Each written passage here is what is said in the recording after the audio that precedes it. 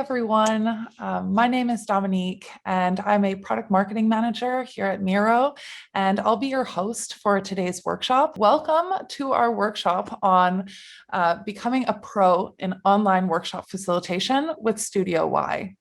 And then I would love to ask you to please join me in welcoming Kees Froeling, who will be leading this workshop and is the co-founder of StudioWHY. StudioWHY enables large organizations to build a culture of innovation.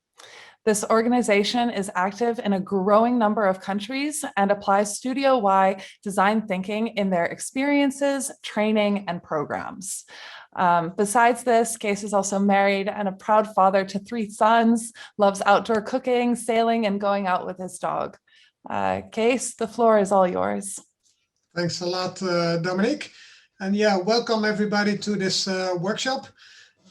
You will receive a link of the Miro board that we will use, and I would like to invite you all to come over to this Miro board. So please click on the link that you will find in the chat channel. Well, what I will do now is I will bring everyone to me, and at this moment you probably see the same screen as I'm seeing, and I would like to guide you through the program of today. We have a program with a short introduction about myself and StudioWHY, and afterwards I will take you with me through the preparations of online sessions. We take a little exercise in the obstacle run. That's a part of our preparations to onboard newbies on the Miro board. Then we have some time to talk about the execution of the online sessions.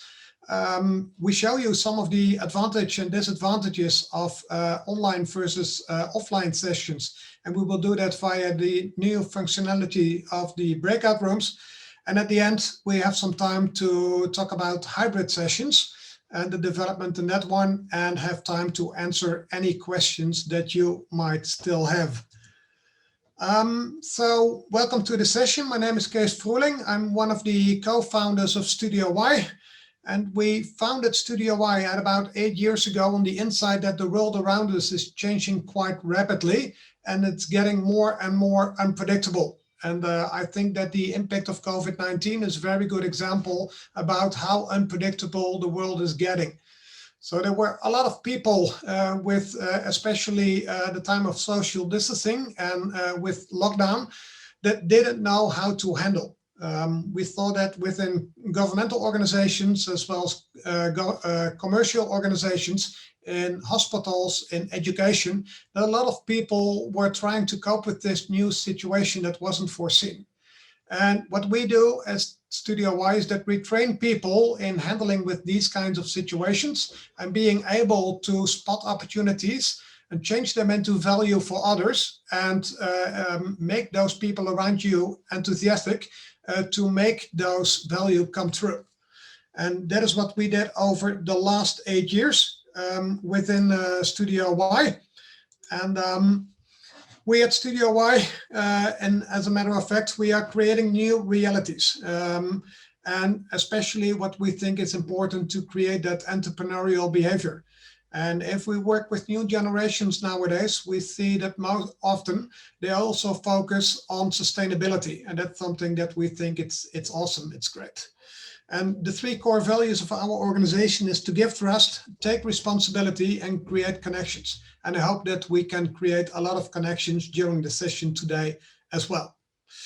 The way that we proceed is that we execute 3 or 4 different areas of propositions. The first one is that we train people to become a facilitator in what we call StudioWHY design thinking and towards that entrepreneurial mindset. The second one is that we organize experiences and events, and we used to do that offline with as many as 1,000 people that gather during a day to work on all different kinds of innovations for their organization. We organize different kinds of workshops and design sprints, and the last one is that we conduct different kinds of programs to help organizations to develop this culture of innovation. And some of our largest clients in that one is, for instance, the Dutch military that we work for. And we trained 300 innovation coaches so far over a period of 3 years so far. and organizations like Konica Minolta, but also large pharmaceutical companies. And the methodology that we use is are the Dutch design deltas. They are much based on design thinking. I don't know whether you know design thinking yet, but what you see is that the first two deltas, the pink and the green one, are based on design thinking, and the blue one has more elements of Agile and Scrum in there. And our studios are situated in these red countries at this moment. And from those countries, we offer our solutions to a lot of people. And our participants over the last few years came from these red countries. So you see that we cover most of the Northern Americas, a lot of Europe, Southern Africa, India, as well as Australia, and some parts of Asia as well. And then in March last year, or eventually in February last year, we received a phone call from one of our clients who were organizing an event for their trainees worldwide in Amsterdam. And this trainee manager gave me this call and said, well, Kees, we have a problem because we have a virus going on in Asia, and we're not able to get our trainees from Asia to Amsterdam. And we said to each other at the studio, well, that's a huge problem if you have a virus like that you aren't able to travel to a different country anymore. And it was only 3 or 4 weeks later that our prime minister in the Netherlands announced that the Netherlands went into a lockdown as well. And as we are especially focusing on bringing people together face to face, we had a big problem. And we were thinking, well, how can we cope with this situation? And as we tell people to especially adopt design thinking, we started to listen to our customers very well. And we asked them, well, what is the main problem that you are encountering? And they saw that quite some people had this problem with people that didn't know how to cope with this new situation and how to collaborate together. And on the other hand, we received the question from the Dutch Ministry of Healthcare to support them with a hackathon with 600 participants online to solve all different kinds of challenges that arise on this outbreak of COVID-19. And during that hackathon, we got into contact with a lot of new tools, and one of them was Miro. And we experimented a lot with those kind of tools, and we came to the conclusion that Miro was one that we really wanted to embrace and kept using afterwards. So since then, since November last year, we were proud to become one of the Miro experts worldwide. We're one of the featuring organizations on hackathons for Miro on their website at this moment. And we're also part of their facilitation board. And we are testing some new features ahead of large-scale rollout, but also advise Miro about the way we can apply new features. And from now on, I would like to tell you a little bit about the preparation of those online sessions where we use Miro. The first one is that it's important that you have 4 different kinds of roles during those online sessions. The first role is the one of the core team, and usually that core team exists of 5 people. What we sometimes see that in different kinds of design sprints, we work with teams of 20, 30, 40, or maybe even a few hundred people. And what we do is we split them up into breakout teams, and each team will have at about 5 persons. And that team executes the challenge. So they are working on the challenge. One of them is what we call the coordinator, as you can see at the bottom of the screen. And the coordinator is the one that organizes the team. They make sure that the different kinds of sessions are blocked in the agendas, and the kind of facilities that they need, they are in place. So usually what we see is that there's one coordinator in each team, and they are part of that core team as well. Then on the top right, you see the role of the facilitator. And the facilitator really prepares the Miro boards, but also prepares the program and guides the team through the program. And they do that mainly by informing the coordinators what steps will be taken next. And those coordinators can help the teams from within the team to proceed during the process. And what we see that usually you need one facilitator to guide 4 teams through a program like this. So that means that you can have one facilitator for 20 participants in the program. And then the last one is the role of the commissioner, also called the challenge owner. And the commissioner is the one that co-decides together with the team on certain moments during the process when the team has to make a decision. And at those moments, the commissioner has a vote as well as the team has a vote. And it usually means that they don't make the same decision at the same time, but they pick a few of the opportunities that they see. And we pick the top opportunities seen by the commissioner as well as by the core team. And we will proceed with both challenges or both opportunities that they see. Then the second thing that you need during the preparation is a kind of a process. And we use, of course, StudioWHY design thinking, but also what you can use is use different kinds of approaches like Agile or Scrum in there. Then the third thing that you need, of course, is time. And what we see quite often that at the beginning of a process, the participants get a limited amount of time because they don't know yet what the outcomes will be. So usually what we see is that a team starts with an investment of at about 8 hours. And in those 8 hours, they can conduct a design sprint, get some insights, get some first opportunities and solutions. And then in the second sprint, work on those ones. And usually what we see is then during a second sprint, the entire teams or maybe some members of the team form a new team and they can work on a sprint with more time. And usually that will be somewhere between 20 and 40 hours. Then the next thing that you need are, of course, different kind of tools. And besides a tool like Miro, you need a kind of video communication platform. And we use, for instance, Zoom at this moment. Also, with some of our clients, we use Microsoft Teams. And that is usually because those people are forced to use Microsoft Teams because they're not allowed to use any platform. A third kind of tool that we use is spatial chat. And spatial chat, if you don't know it, I really would like to ask you to pay attention to spatial chat because it gives you more like the atmosphere as if you were meeting together in real life. We organize all different kinds of events based on this platform. And even with some kind of target audiences like people that work for different kinds of law firms, they really love to work in spatial chat and really go to the after party at the end and really get to meet their colleagues in a completely different atmosphere. And then there's another kind of tool that we use at large scale events, and that is HowSpace. And the nice thing of HowSpace is that you can integrate it completely with Miro. So you can make a timeline for the different kinds of teams.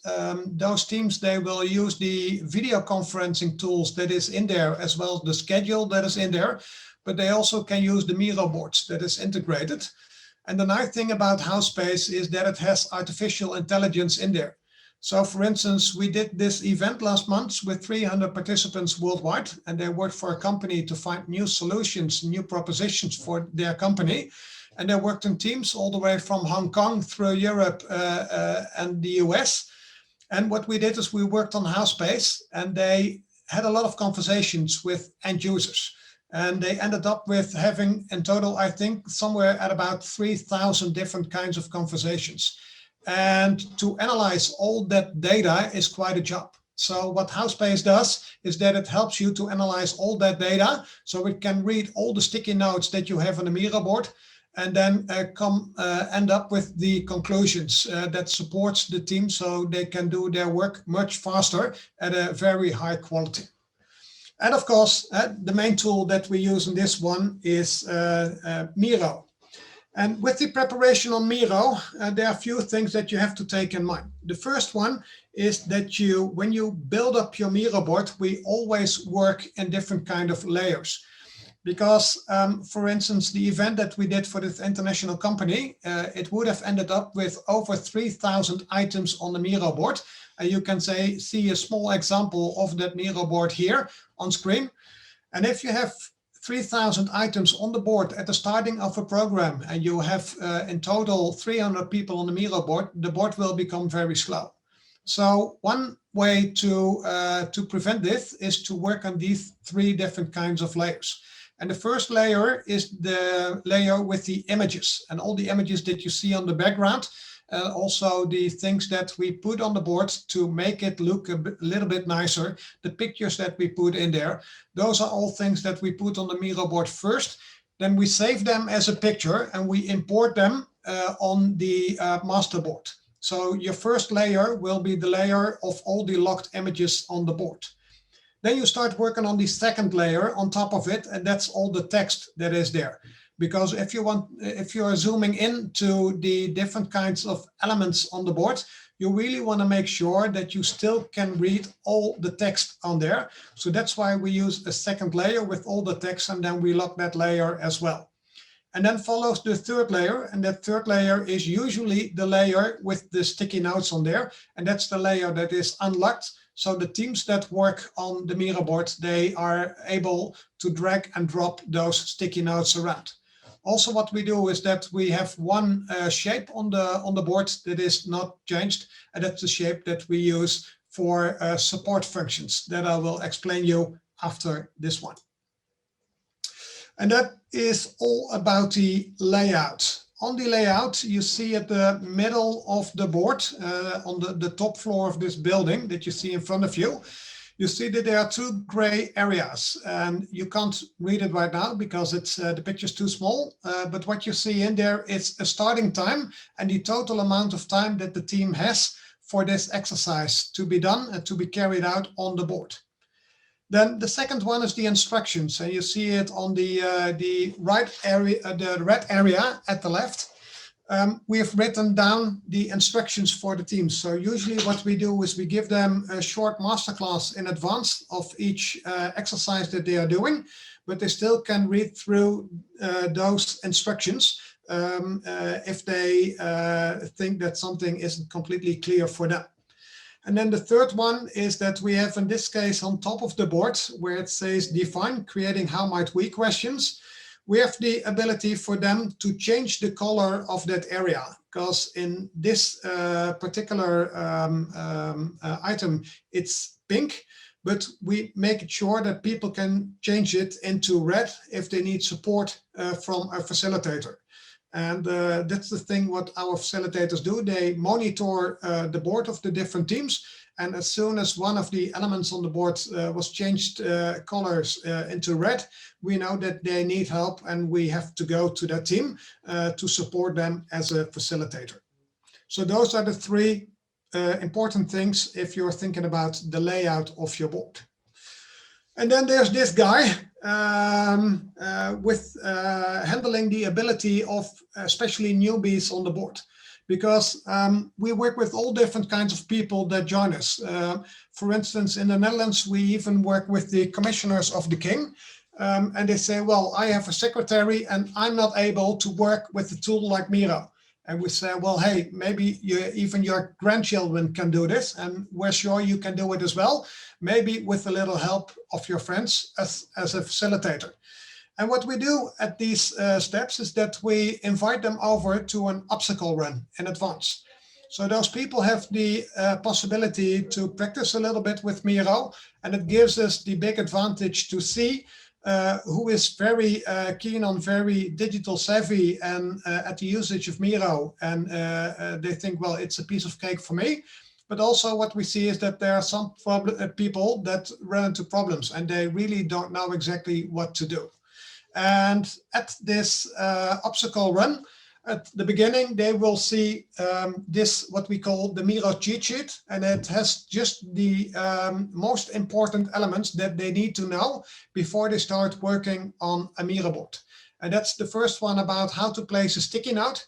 It's all the elements that are in the toolbar at the left, or how to create a different kind of shape on the board, but also how they can change their cursor from an arrow into a hand. So the arrow option is they can select items and click on it or double click on it, and they can write something on it. Well, maybe they would like to move over and hover over the board at another moment, and then you need a hand. And by using the V on your keyboard, you can hover over the board towards a different section of the board. And sometimes what we see is that Miro tries to find out whether you're using a mouse or trackpad or touchpad, but touchscreen. But sometimes that doesn't work right. And what you see is that people are interacting with the Miro board and they think, well, that's funny because it doesn't work the way I supposed it to be. And usually what you see is that the settings for them aren't correct, and we help them to change that settings. And usually what you see then is that people really can work on this one quite fast. So we organized a session for the Dutch Ministry of Justice. They had a large project with the catering services at the Dutch prisons. And we invited 60 people of all different kinds of catering companies in the Netherlands. And they said, well, usually we have a meeting only in Zoom of MS Teams. But now we are really starting to co-create on the Miro board. And only after 5 minutes, we got a lot of reactions about people, well, hey, can we use this the next time as well? Because we like it so much and we really get productive. So now we move over to the obstacle run. And I really would like to ask you to go to this section on the board. So what I will do is I will bring everyone on the board to me again. And I would like to ask you to do some of the elements on the board. So let me first explain you a little what I would like to ask you to do.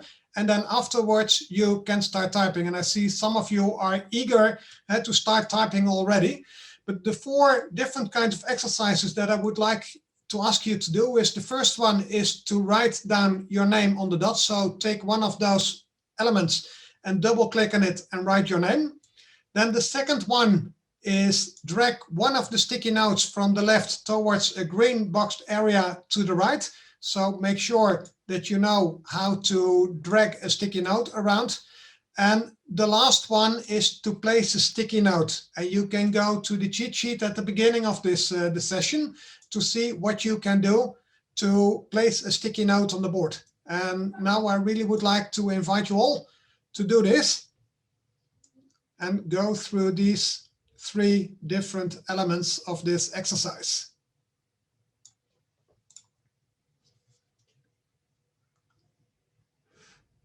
And I see a lot of names are appearing on the board already.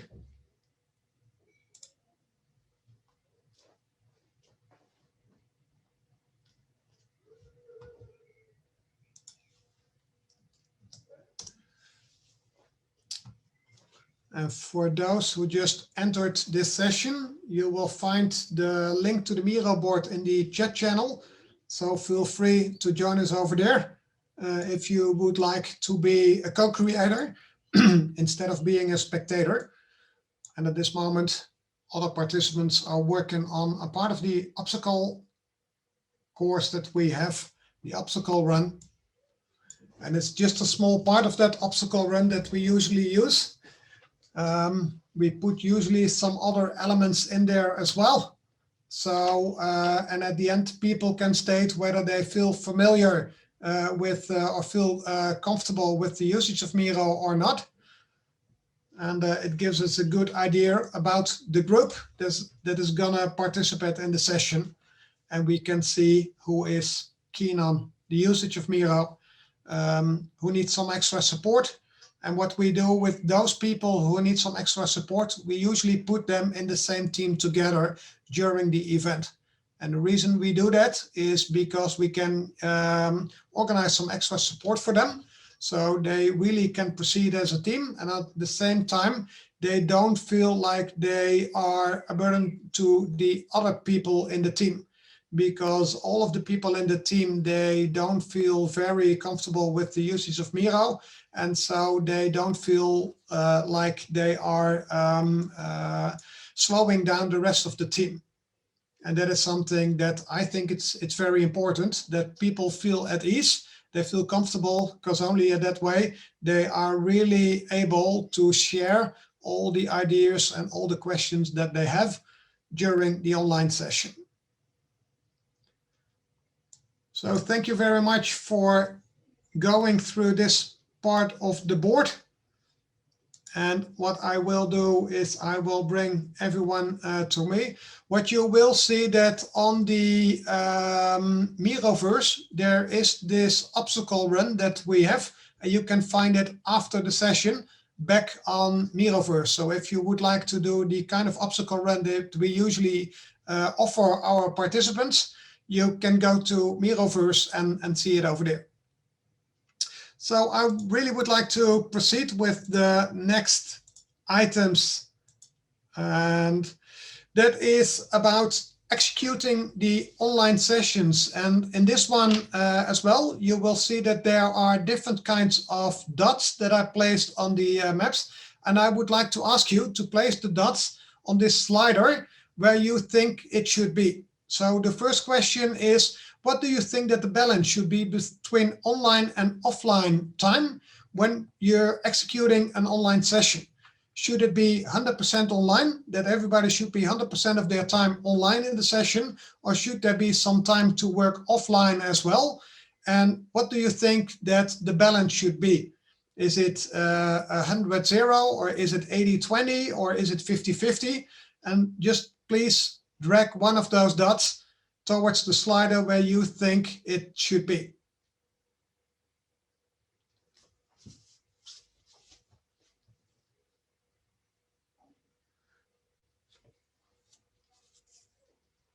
And I see on this one that most people think, well, quite some people think it's close to 100%. It's somewhere at about 90%. And I think that there's one in the middle. It's at about 50-50.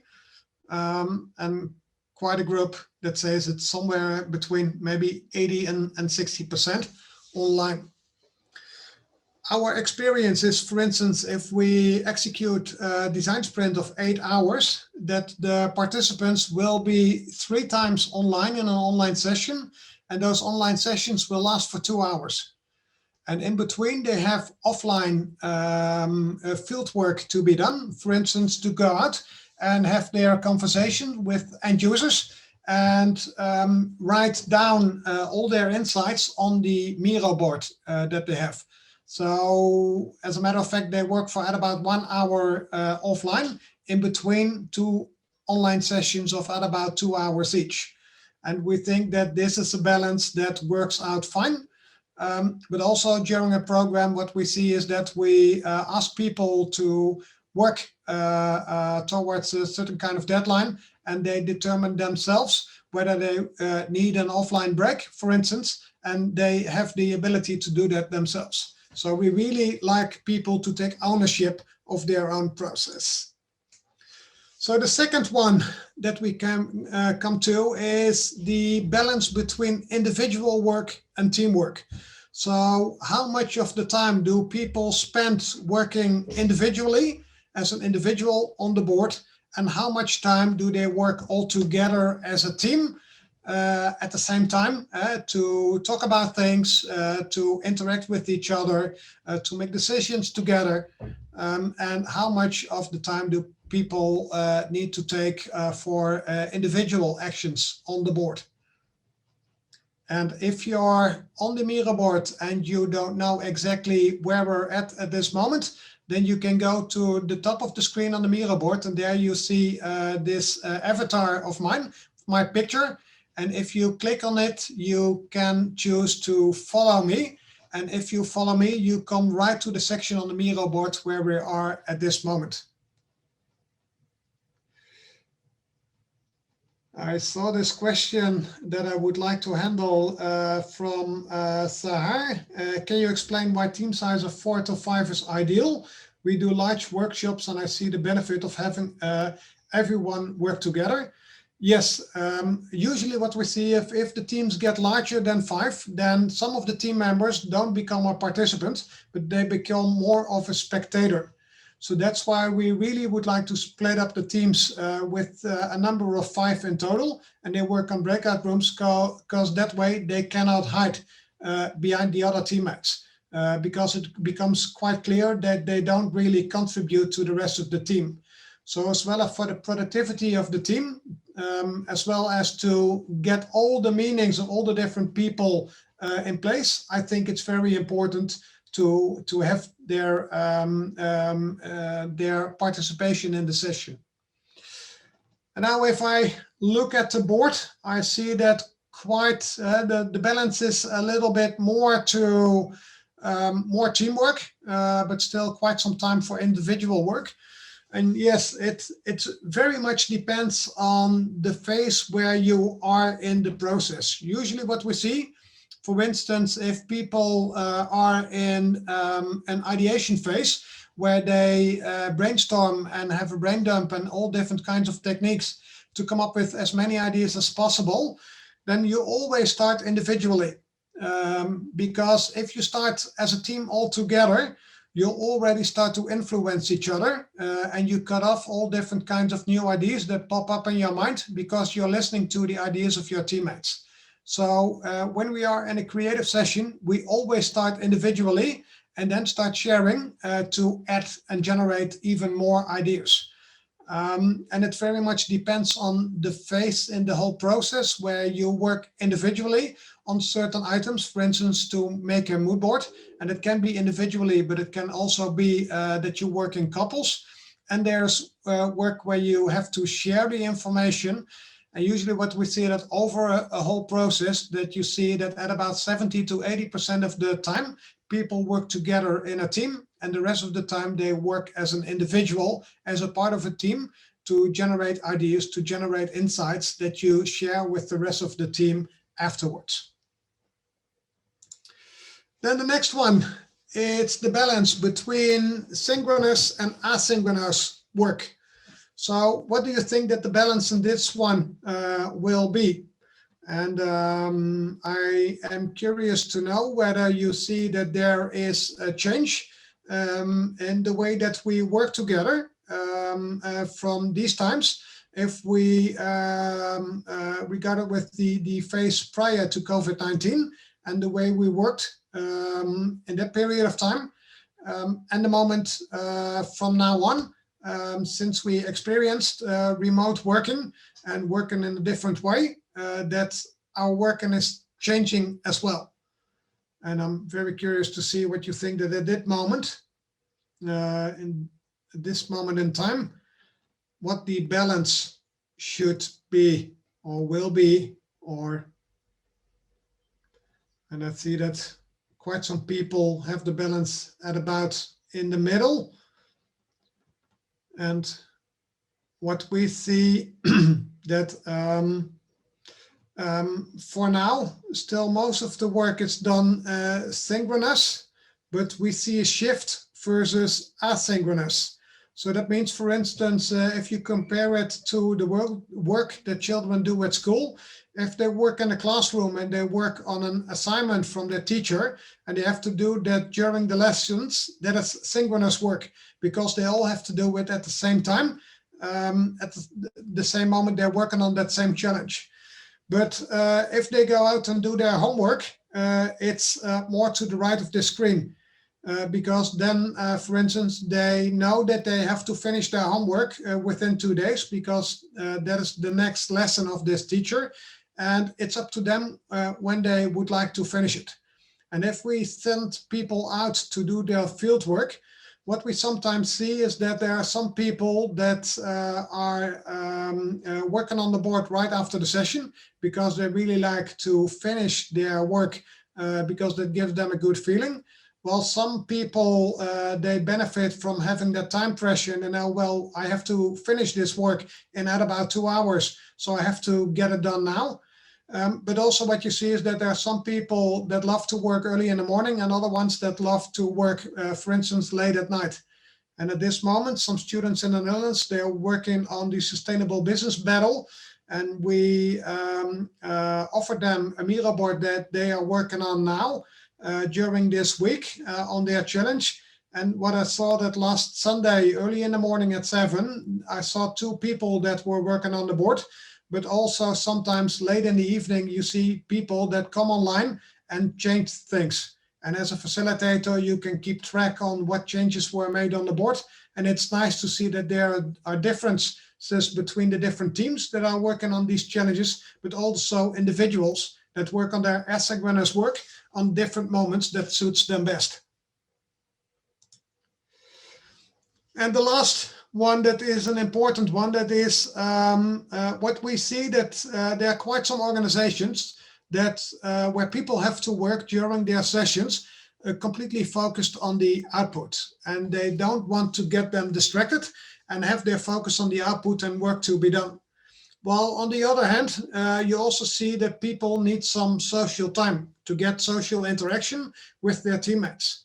And I really are curious to know what you think that the balance should be between having that focus on output and having that focus on also the social aspects of teamwork. In a webinar that I had last week, one of the participants said, well, what I found out is that we used to have these meetings with our organization, and those meetings usually are scheduled for 1 hour, because Outlook loves to plan sessions for 1 hour.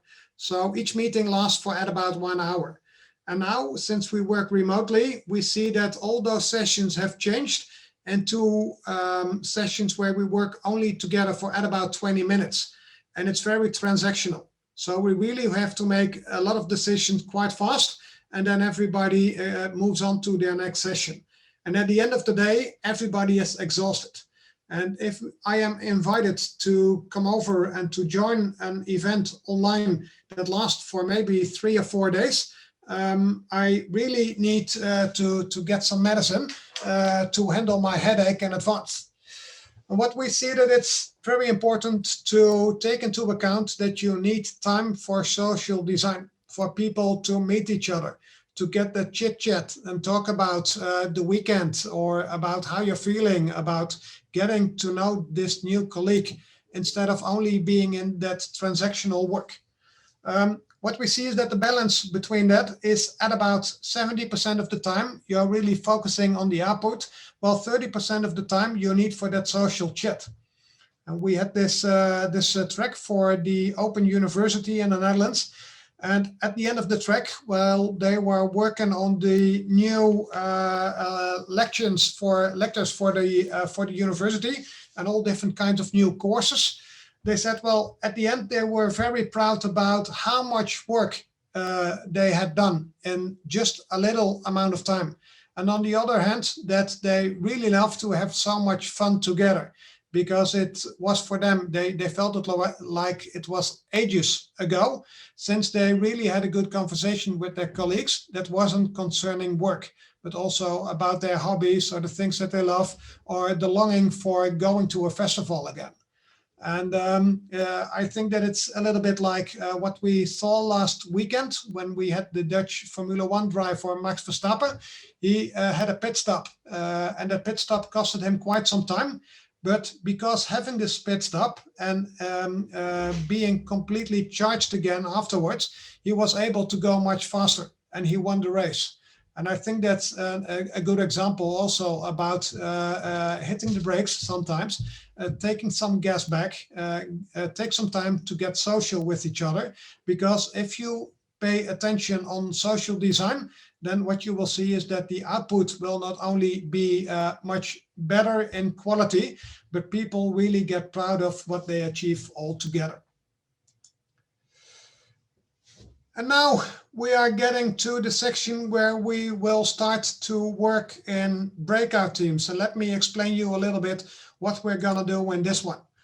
What you will see is that after this explanation, we will split you up into breakout teams. And we will do that in Zoom. And if you are split up in your breakout team, then what you will see on the Miro board, there's a section on the right-hand side of your board where you can see the different kinds of breakout rooms on the Miro board. And I would like to ask you to look at in what breakout room you are in Zoom, and choose for that same number of the breakout room on the Miro board by clicking on that one. And what you see, for instance, this is the board of breakout team number 9. And I would like to ask you as a team to take at about 10 till 15 minutes to talk about what are the disadvantages or the advantages of remote versus face-to-face work. And at first, do that as a brain dump. So first you start just in silence for yourself to write some things down on these green sticky notes about what you think that is the advantage of remote work versus face-to-face work. And just write some things down on the individual green sticky notes. And then after you finish that one, you move over to the pink one and you think about, well, what are the disadvantages that I see about remote work regarding to face-to-face work, meeting each other in real life. And then after you see that you're finished as a team, I would like to ask you to just talk about it, just go through the different kinds of sticky notes that are on the board and have a little discussion and conversation about it and come up with the top 3 of the advantages and the top 3 of disadvantages. And please drag those top 3 from the top of the board towards those 3 boxes at the bottom of your screen. So at the end of the session, each team will have 3 items that they have in the top 3, both for the green ones as for the pink ones. And if you need any support during the session, you're able to change the green dot, the green shape that is just below the number of your team. And you, by clicking on it, you can change the color of it. And you can change the color into red. And then I or one of the other facilitators from Miro will come to your team and see if we can help you out. So for now, I would like to ask to start the Zoom breakout teams and to pick the same number of breakout teams that you're at on in Zoom on the Miro board. And I will share them and make them visible on the, and I see that they vanished. That's the thing about having new features on the board. I see the question, do you mean remote versus face-to-face meetings or workshops or events? It's especially a working session, and it doesn't matter that much whether there are meetings or workshops. Just what you think that is the advantage or the disadvantage of working remotely together with a tool like Miro, or being together in the same room and meeting each other face to face. Good, I think everybody is back in this main room. And I really would like to thank you all for creating that many items on the sticky notes. It was nice to see how many people really went wild on putting all that thoughts on the sticky notes. And if I just go through them, and you can go through the sticky notes as well, even after today, then you can see that there are different kinds of elements that I think that are a little bit corresponding between the different teams. It's good for productivity. It's one of the things that I see. It's about the flexibility. Also, one of the things that we experienced, that it's also very good for creativity. And what we experienced in especially the first sessions that we did during the breakdown, is that as people were feeling more at ease as they worked from their own comfortable place at work, at home, and they worked from that space, what we saw that people were more likely to show more of themselves instead of just not sharing all their thoughts. And that was something that we really found interesting. Also, what you see with the lack of social interaction, not moving around, like the disadvantages, the Zoom fatigue, not as social.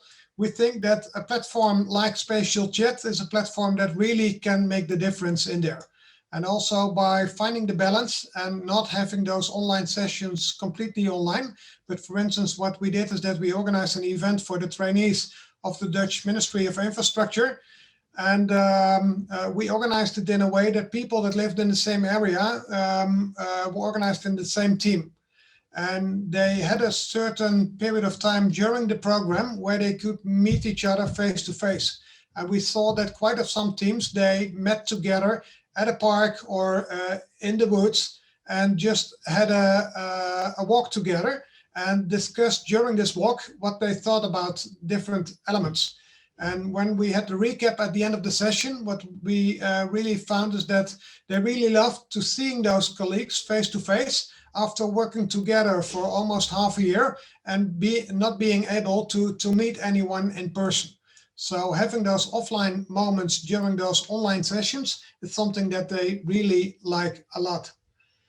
Good. Then I would like to move over to the last item of this session, and that is all about hybrid sessions. As you can see on this picture, that was an event that we organized a week and a half ago, and it was for 20 people that work at a logistics firm, and they are all into innovation. And this team didn't meet each other for at about 1 year and 2 months. So they had to work completely remotely, and now they had the opportunity to meet each other, and they met each other at our studio in the Netherlands.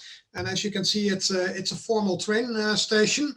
And at this former train station, what we did is that everybody worked on the Miro boards.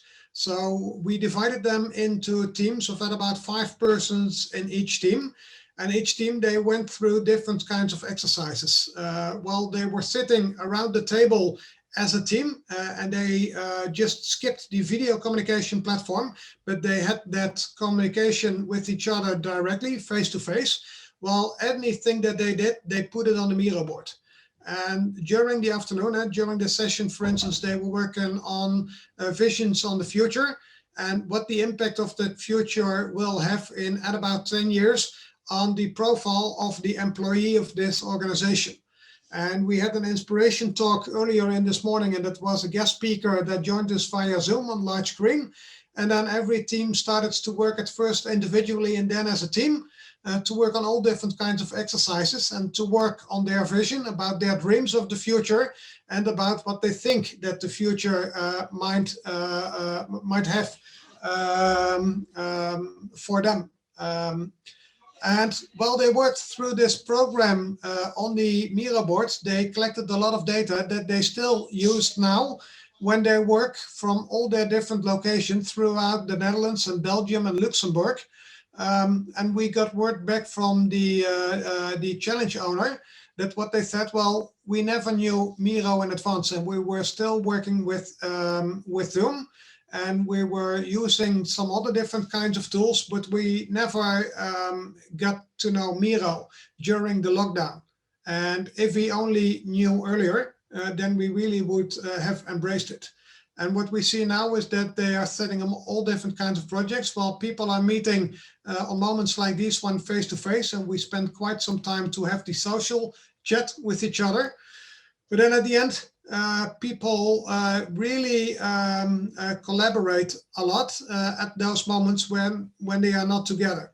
So if we're talking about hybrid sessions, what we very strongly believe is that people will have these sessions where they meet together and still will be using tools like Miro because they can continue their work when they are not together in the same room.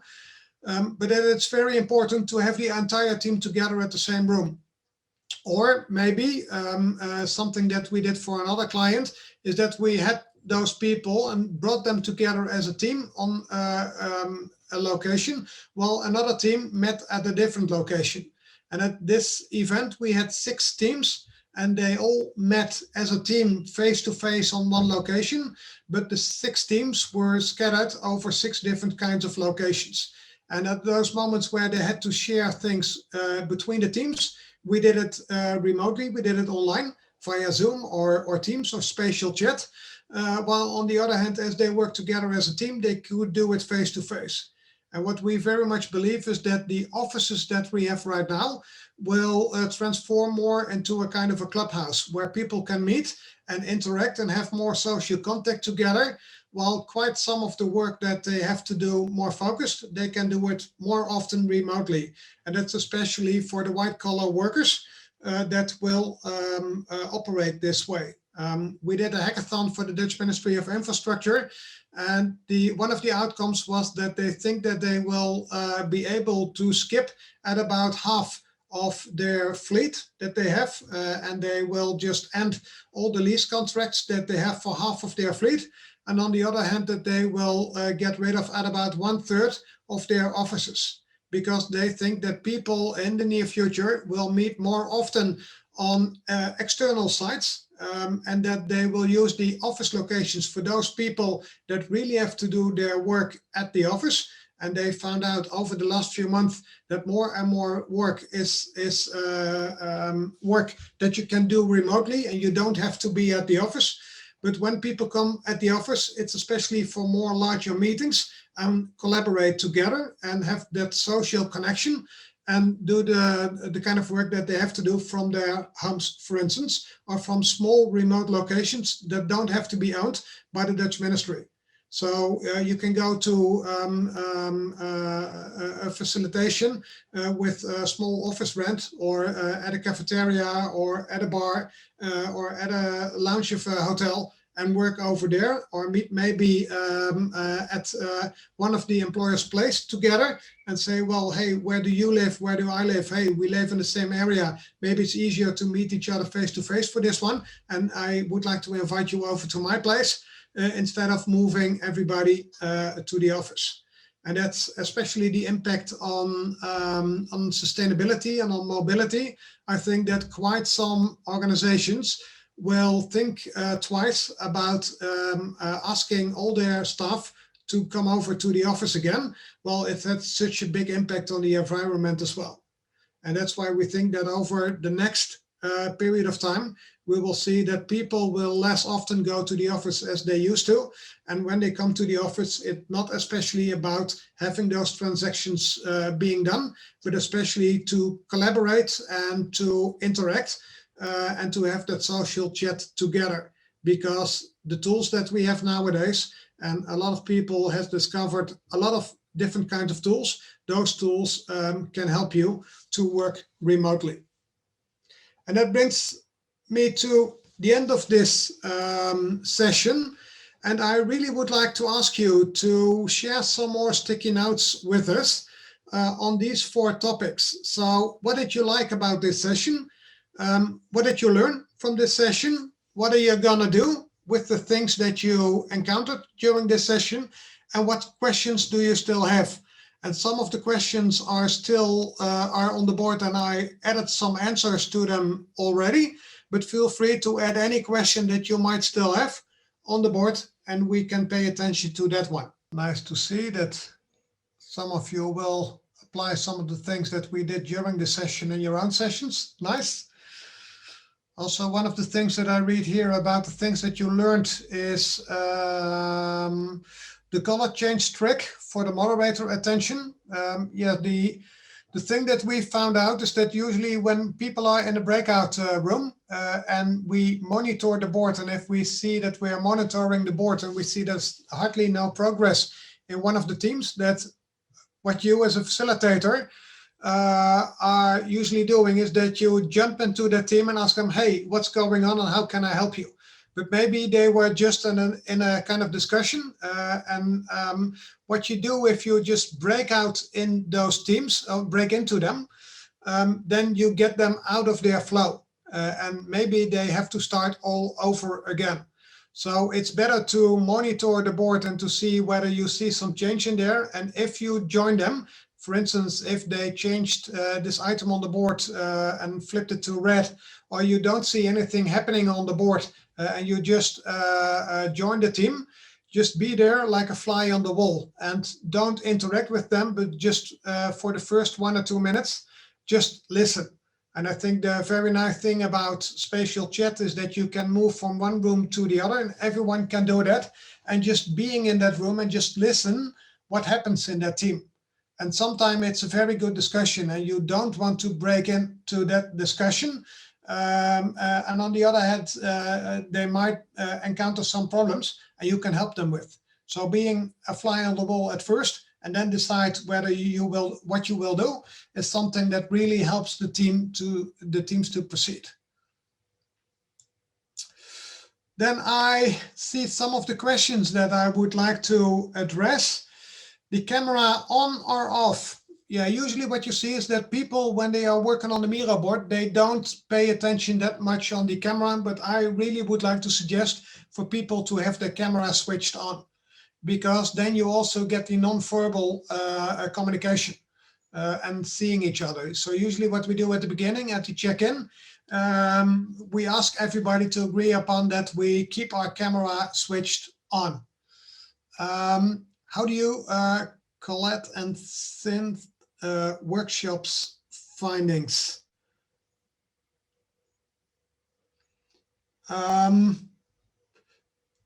The one who wrote this one down, can you please unmute yourself and explain a little what you mean with this question?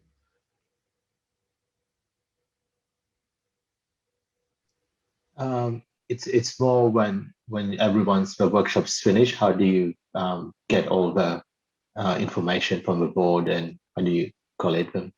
Okay, thanks. A good question. Yeah, usually what we do is that as most of the output of the teams is written down on sticky notes, what you can do quite easily with Miro is that you can export all that data into a CSV file, and you can import it again in an Excel list. But then still you would like to categorize that information. So usually what we do is that if we prepare the sessions, then we tag some of the sticky notes already in advance, or we ask our participants to use tagging for the sticky notes. And if you export all that data, you can divide them into columns based on those tags. So for instance, we are preparing a session now for one of our international clients, and that's going to be with their global communication team with 70 participants. We prepared different kinds of boards, and all the sticky notes on the boards have been tagged already based on the kind of questions that they are working on at that moment.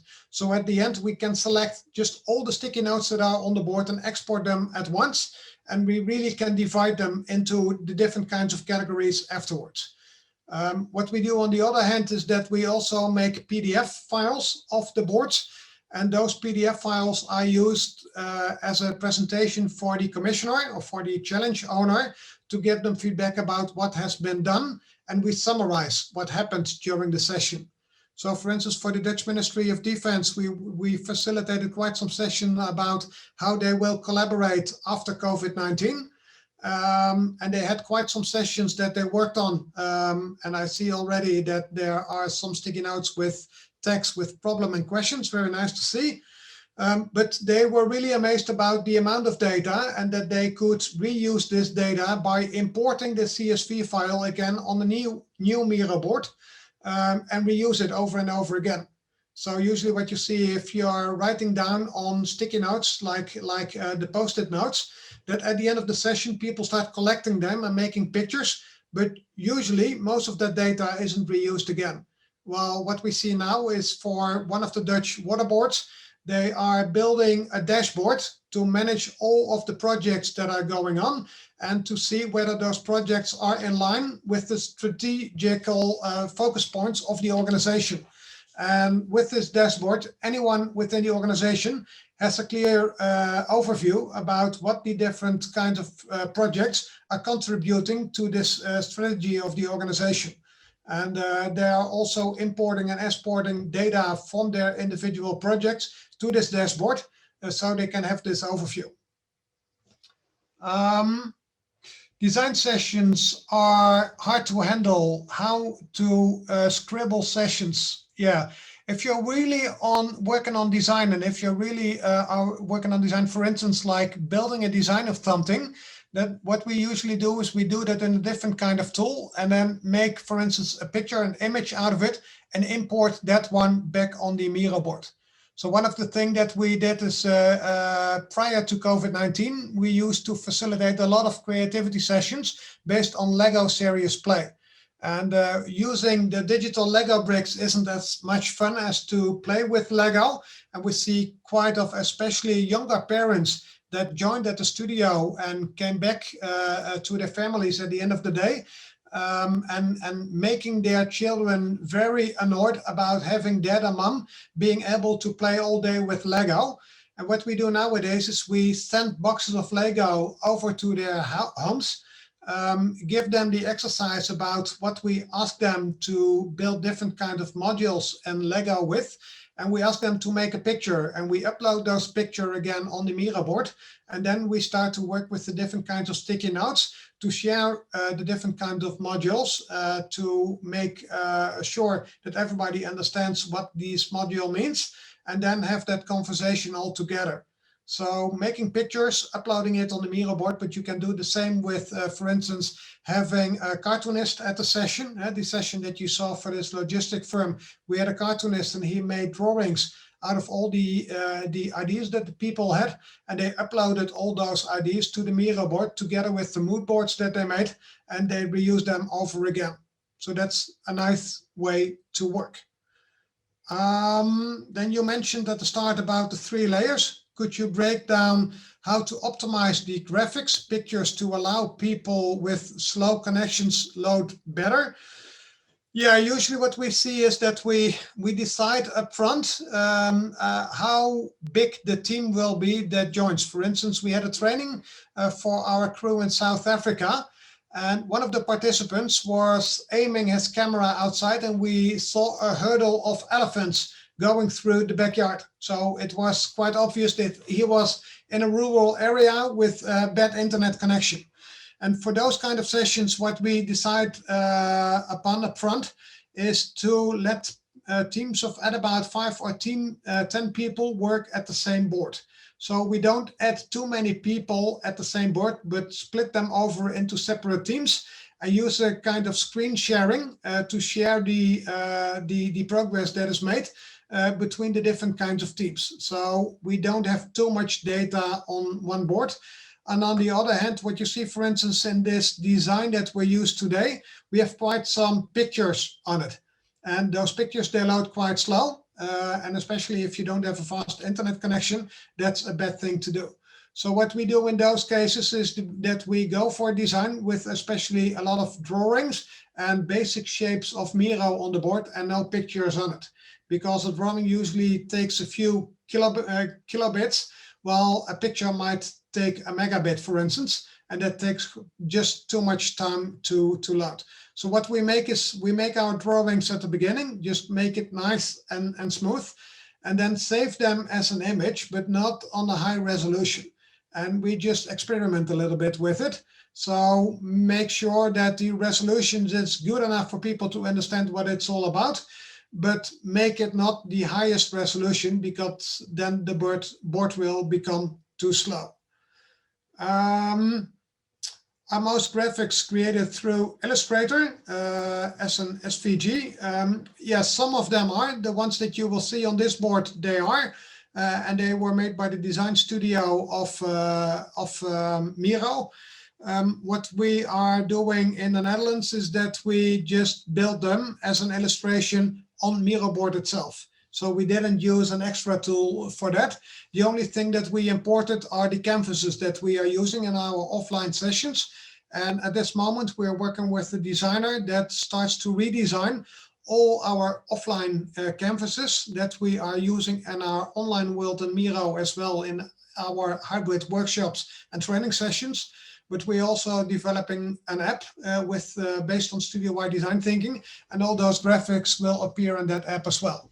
So it's good to choose for one line of work, and then keep into account that you don't want those images become too heavy, because they need to be you need to be able to load them quite fast. How do you deal with the auto sizing of text? Seems to be unimaginable. Yes, we just leave it as the auto size, because I think that it's more important to have the data on the board instead of making it look on all the sticky notes exactly the same. Because if you're exporting the data, all the data will be there. And if you cannot read what is on a sticky note, you just can zoom into it. And that way you can really read out what is on the sticky note. On the other hand, sometimes people tend to write whole stories on one sticky note, and a sticky note isn't intended to write an entire chapter of a book on the sticky note. So that one is the possibility to write just short sentences on one sticky note of at about 5 till 10 words maybe, but not more than that. We come at about to the end of this session, and I know that the people from Miro would love to share some of the elements with you as well. So what I will do is, with the questions that are still on the board, that I will give my answers by adding sticky notes on them to give you the answer. And feel free, even after the session, to reach out for me. What you see in the middle of this page is a QR code that leads to my LinkedIn page. And feel free to send me a message via LinkedIn or get in connection with me and ask me any question that you might still have.